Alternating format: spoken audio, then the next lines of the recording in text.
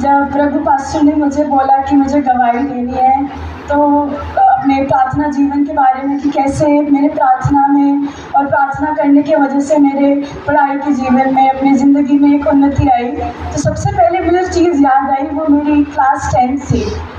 मेरी क्लास 10 में मुझे बहुत सारी मुश्किलों का सामना करना पड़ा है।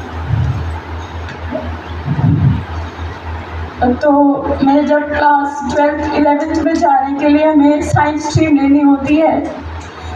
साइंस स्ट्रीम में अच्छी मार्क्स चाहिए होते हैं, पर मेरे थोड़े कम थे, तो मुझे एडमिशन नहीं मिल पाया था।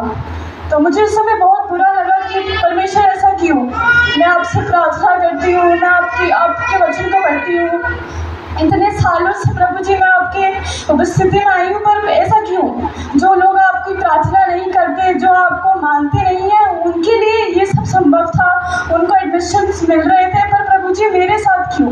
मैं आपकी बेटी थी, आपने मेरी प्रार्थनाओं को क्यों नहीं सुना। मुझे बहुत बुरा लगा। मैं 1-2 हफ्ते ऐसे नाराज़ थी कि परमेश्वर मेरी प्रार्थनाओं को नहीं सुनते।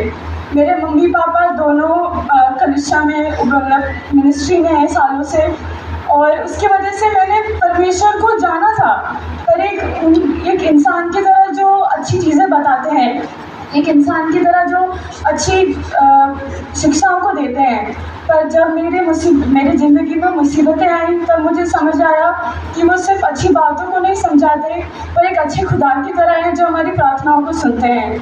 हमारे जीवन में जब मुसीबतें आती हैं, तो वो मुसीबतें सिर्फ हमें ठुकराने के लिए या गिराने के लिए नहीं, पर परमेश्वर हमें बनाता है उससे। हमारी पुरानी ज़िंदगियों को तोड़ के हमें एक अच्छा जीवन वो देते हैं। मेरे क्लास 10th में भी ऐसे जब मैं परमेश्वर के पास आई, मैंने उनको बोला कि ये सब मेरी मुसीबतें हैं। मैंने पेपर में अपनी प्रार्थना विषय को लिखती थी कि प्रभु ये सब मेरी ज़िंदगी में आपको करना है, और हर दिन 1-2 घंटे उस पर हाथ रख के मैं प्रार्थना करती थी कि प्रभु मुझे सामर्थ्य दे, मुझे बुद्धि दे, और मुझे इन सब विषयों में मुझे आप आगे बढ़ने में सहायता करें। और अब जब मैं अपने जीवन को देखती हूँ, मुझे ये समझ आता है कि परमेश्वर ने उन सारी विषयों को पूरी तरीके से किया है। मेरे जीवन में वो सब परमेश्वर ने काम किया है। हमारी जब जीवन में जब मुसीबतें आती हैं, वो मुसीबतें सिर्फ हमें गिराने के लिए नहीं, पर हमें एक नई ज़िंदगी और नई तरीके से बनाने के लिए आती हैं। बच्चों के लिए स्पेशली जब हमारे स्कूल्स में जब मुसीबतें आती हैं, पढ़ाई में प्रॉब्लम होती है, तब मैं एक ही चीज़ उनसे कहना चाहूँगी, परमेश्वर को देखो, उनको जानने की कोशिश करो।